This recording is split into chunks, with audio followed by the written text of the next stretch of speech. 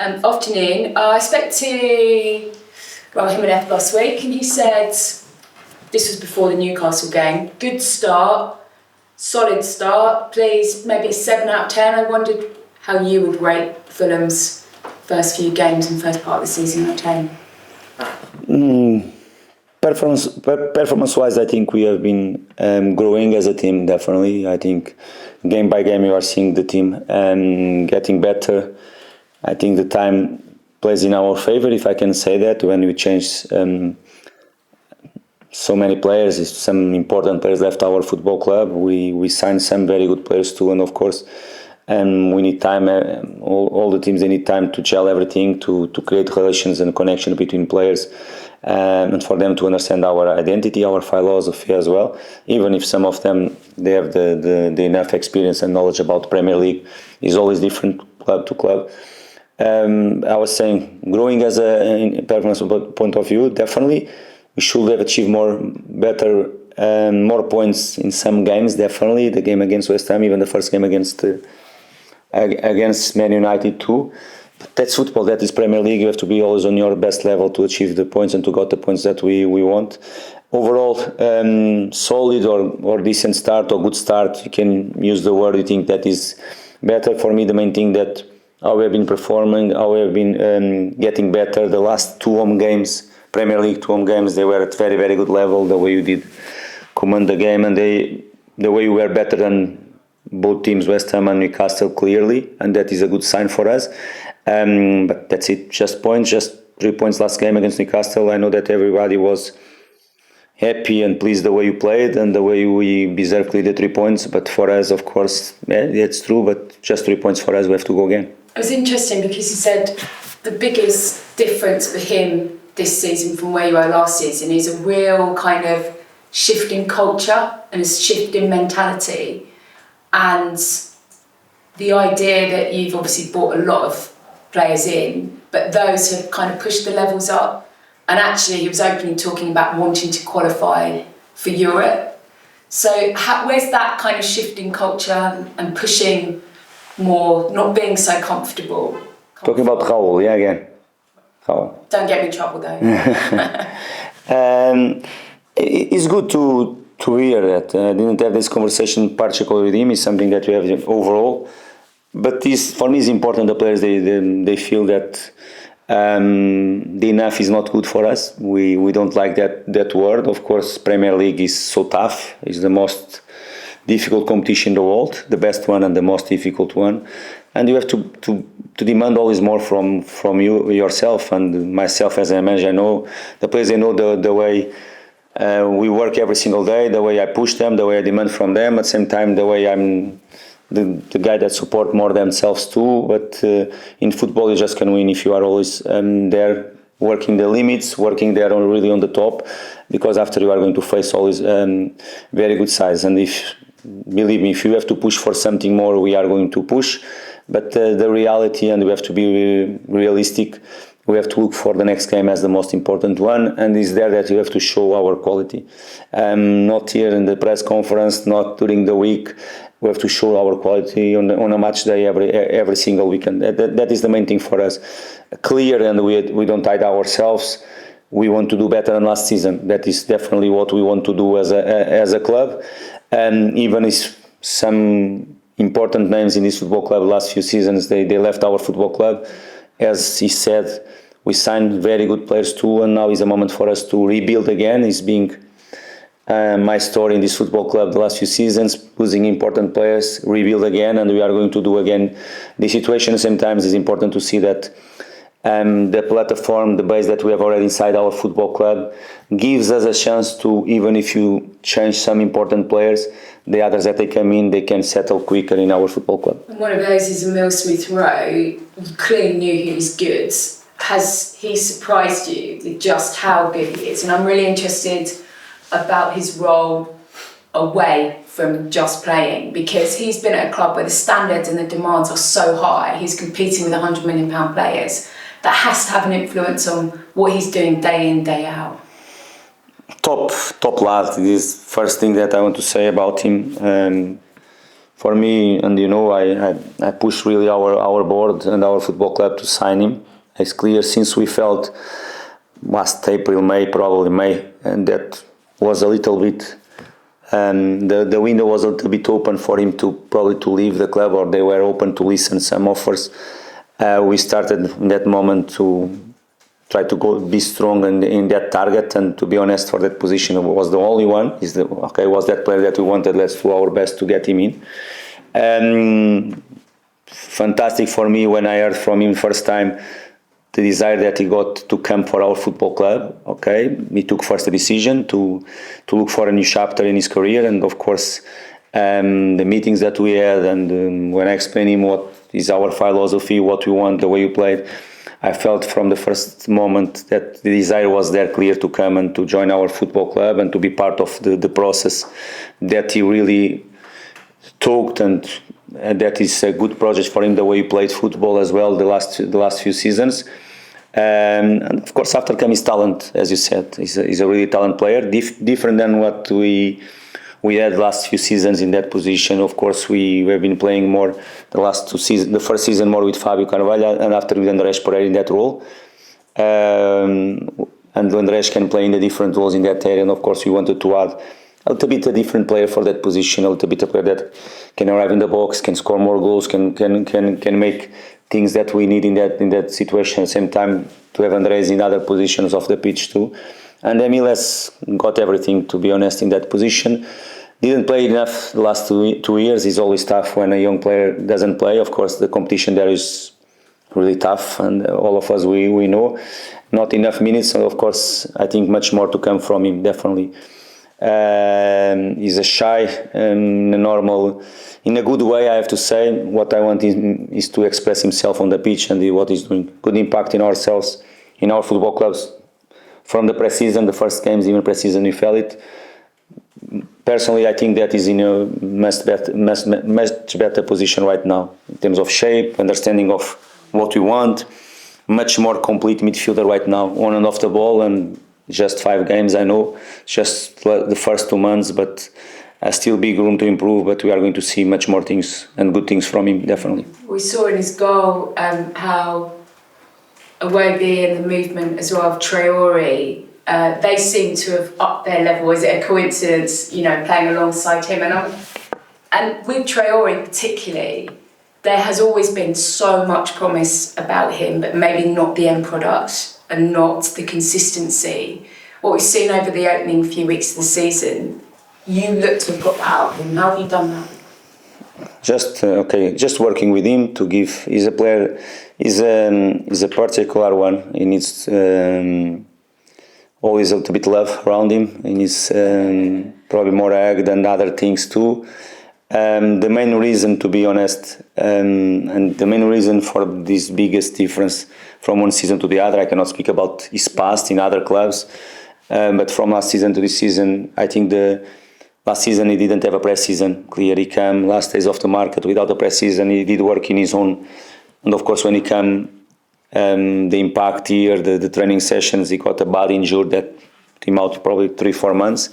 This season different from the day one of the pre-season. He did work hard with the squad, pre-season matches as well for him. All that stuff that is important to do in pre-season, and of course started really well the pre-season. He got his space in the team, and he's performing well. He's being decisive. One of the things that we have been working with him definitely is about consistency, because it's really important in Adama to be always on the game. Because if he's always on, he can make an impact in many different ways. He's always a threat for the opposition sides. We all know that. And as you mentioned, the end product should be a key part in his game, because a player that, not just for him, for all the wingers, all the forward players, offensive midfielders, the end product is crucial, because if you want to give that step forward, you have to define well in certain moments of the game. He's taking better decisions right now. Of course, we all are happy with him, and let's keep working with him and helping him to reach better level. Good afternoon. Good afternoon. Does the result against Newcastle help you as a manager to set the standard, almost use that game as a reference? And the fact that it's happened so early in the season, you can often use that game with the players to to tell them that they're capable of producing that kind of... But I think we know that we are capable. I think it's not recently, and if you look for last season, we showed that we are more than capable to do and to repeat that type of performance. Not surprise me, to be the most honest possible with you, not at all.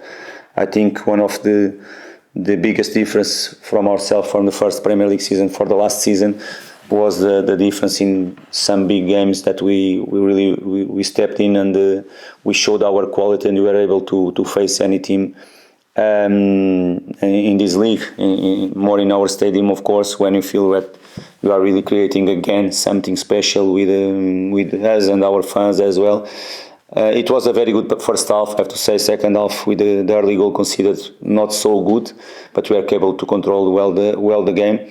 But I have to be, again, they are different opponents, I know, but our game against West Ham was at very good level too. It was a game for us to get the 3 points, probably more than one goal. With the chances we got, it didn't give anything, but we switched off 1 second and they punished you. And both games, 2 home games in a row, and very good performance. We should have got 6 points instead of 4, but this is Premier League.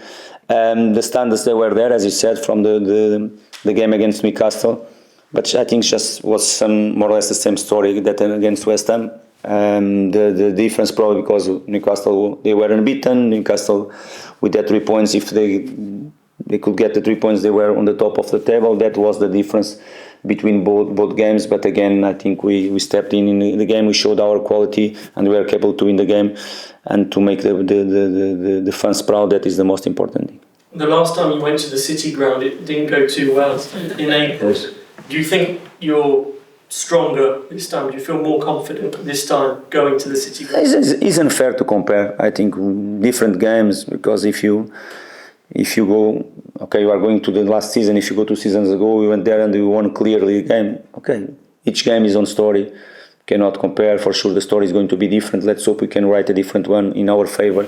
That is the main thing for me. Okay, because for sure we're not going to play against Forest at home again. The 5-0 from last season will not have an impact as well. Football is always different. Many things can happen in a football match. Was not the best at all. Was a tough evening for us in that game. But it's going to be a completely different game. I don't want to compare our moment with that moment because it's not fair. Different squads as well, and it's going to be a tough game to play away from home. We really are looking forward for the first win at home. We are going to work really hard to do it. They want the same at home as well, and let's see. Let's hope we can be stronger than them, and we are going to really to look for the 3 points. Thank you. I'm going to sit back first, and Laura, I'll come to you at the end of the broadcast. So, Ruben, I just want to check, Ruben and Jack, do you have anything for the broadcast section? You do, Ruben. Yeah. I will.